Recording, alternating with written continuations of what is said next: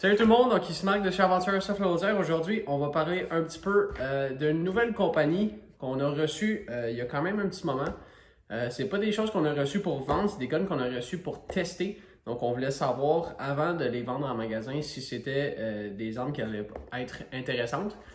Donc c'est les Adaptive Armament faites en Ontario, fait que canadien. On aime toujours encourager canadien. Donc on va commencer, on se débarrasse de la boîte. Et on a le joli Adaptive Armament ici. Donc ce modèle-là en particulier, il est full métal, c'est le modèle CRB, donc un peu plus court. Ils font aussi des modèles en polymère. Celui-là, c'est celui que moi personnellement j'ai essayé en game, donc c'est pour ça que j'ai choisi celui-là pour vous montrer aujourd'hui. Il y a encore mon tie wrap pour ma pressure pad de lumière en fait, encore après. Donc aujourd'hui, on va juste passer vite sur les externes, à quoi ça a l'air, ça feel comment comme Airsoft. Ensuite de là, je vais vous parler un petit peu de la performance, de ce que j'ai trouvé de cool, de moins cool quand je l'ai essayé.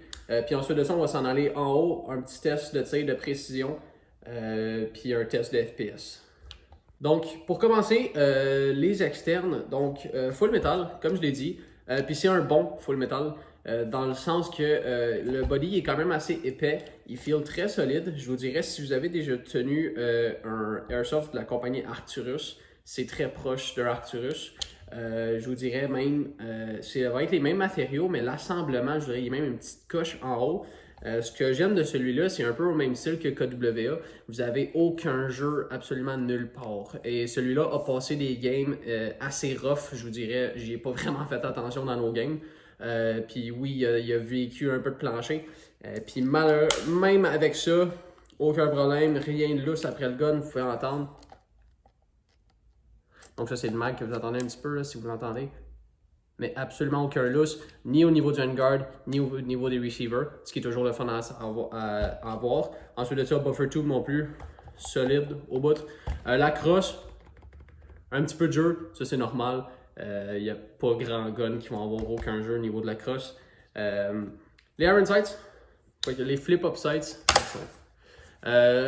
Honnêtement, je les aime quand même assez. Je n'ai pas utilisé celui-là avec un optique, j'ai vraiment roulé avec les Iron Sights, tout nu comme ça. La seule chose que j'avais, c'était ma flashlight. Puis on fait amplement la job. Je les ai ajustés un petit peu, donc ils sont ajustables. Mais ensuite de ça, pour la qualité, honnêtement, ils font quand même l'affaire, ils font très bien. Ils sont un petit peu gros. J'aurais préféré en voir des un petit peu plus slim, style un peu plus grosseur PTS. Parce que dans le fond, ce que ça fait, c'est que si vous voulez les garder sur le gun, en plus de mettre un PEC, puis un optique, peut-être un magnifier, ça prend un peu de place. Mais si vous avez un setup plus minimaliste, ceux-là ne prendront pas trop de place, ça va être parfait. Ensuite de ça, pour le handguard, donc on a un beau handguard M-Lock. Donc, aucun problème, rien de spécial ici. Ensuite de ça, le receiver, celui-là, il est vraiment complètement ambidextre. Donc, des deux côtés, vous allez avoir un bolt catch, un mag release, ainsi qu'un sélecteur de tir. Donc, des deux côtés, vous allez avoir tout le kit. Pour le hop-up, donc on a un bolt qui reste en arrière, un bolt catch fonctionnel, ce qui est très intéressant à voir. Ensuite de ça, le hop-up, c'est un style rotary. Donc, le hop-up en lui-même est en métal, mais la roue est en plastique. J'ai eu aucun problème avec le hop-up à l'ajuster. Il est resté ajusté parfaitement au long de la journée. Puis l'ajustement était concluant. J'ai pas eu de problème de pression du tout durant la journée. Donc ensuite de ça, bolt release fonctionnel. Comme ça. La crosse, je vous dirais, c'est un look classique, mais est un petit peu spécial. C'est peut-être pas mon design préféré. Donc vous allez avoir les deux pins ici en arrière, comme d'habitude. Vous pouvez juste venir enlever la crosse, comme ça. Et ensuite, au lieu d'avoir le dessus au complet qui s'enlève, comme d'habitude, vous avez juste cette petite partie-là ici. Ce que ça fait, c'est que si vous utilisez autre chose que des deux sticks, vous allez vraiment devoir enlever la crosse au complet pour mettre les batteries. Donc, comme je dis, peut-être pas le meilleur design. Elle fait la job. C'est quelque chose qui est facilement remplaçable.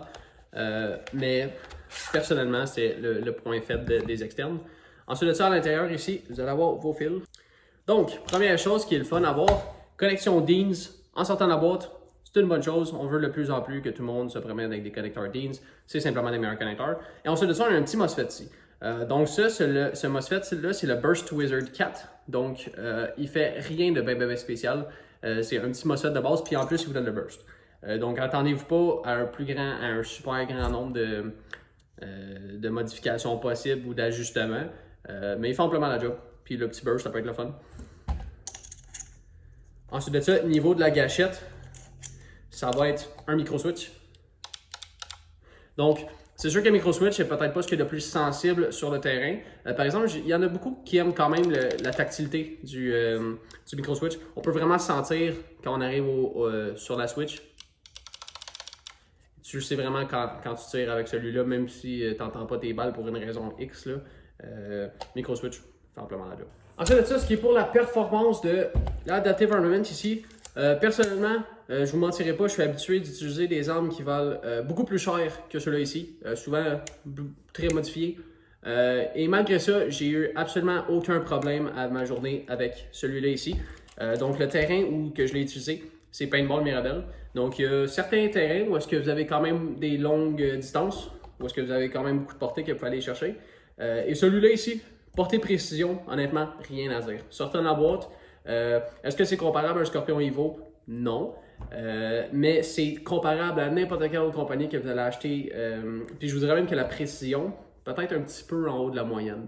Honnêtement, j'ai été agréablement surpris. J'ai joué avec tous nos collègues ici, puis certains de mes amis qui ont des airsoft très modifiés.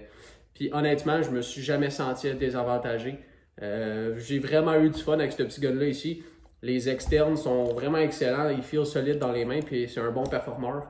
Donc honnêtement, pour les prix que ces petits airsoft-là demandent, un très bon choix. Ça a définitivement un thumbs up de ma part, honnêtement. Si vous cherchez un petit gun, un petit M4 full metal, puis que vous voulez pas casser le petit cochon, honnêtement, un des meilleurs choix que moi je vous recommande ici sur le terrain en ce moment. Donc ça va conclure cette partie-là du vidéo. Il va nous rester à aller en haut puis aller faire le test de FPS et le test de précision comme j'ai dit tantôt.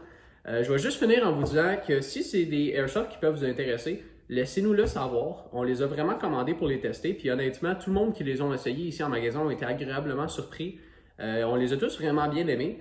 Donc si c'est quelque chose qui peut vous intéresser, puis vous aimeriez qu'on en passe une commande, faites-le savoir Facebook, Instagram, dans les commentaires ici, appelez-nous, venez les voir en magasin. Si vous voulez les voir, ceux-là ils dorment dans le backstore. Ils ne sont pas à vendre parce que comme vous pouvez voir, là, ils ont vu des meilleurs jours, on les a vraiment battus. Là. Le but c'était vraiment de savoir s'ils étaient robustes. Si vous voulez les voir, ça va faire plaisir, on va vous les sortir, on va pouvoir vous les montrer. Puis si on a vraiment beaucoup de gens qui sont intéressés, on pourrait peut-être passer une commande bientôt, le plus tôt possible. Là, on sait que dernièrement, les commandes, c'est pas ce qu'il y a de plus facile avec tout ce qui se passe dans le monde. Mais quand même, ça peut être quelque chose que vous pourriez peut-être voir prochainement dans notre magasin.